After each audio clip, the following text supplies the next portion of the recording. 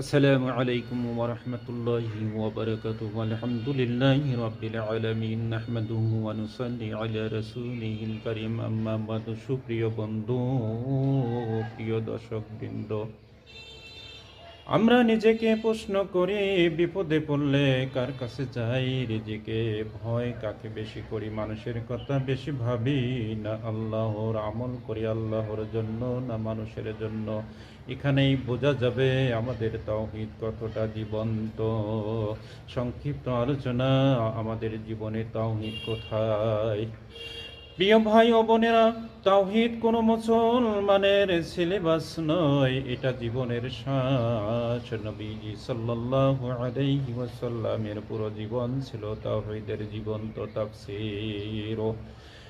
তিনি এসেছিলেন মানুষকে মানুষ বানাতে নয়, বরং মানুষকে আল্লাহর বান্দা বানাতে।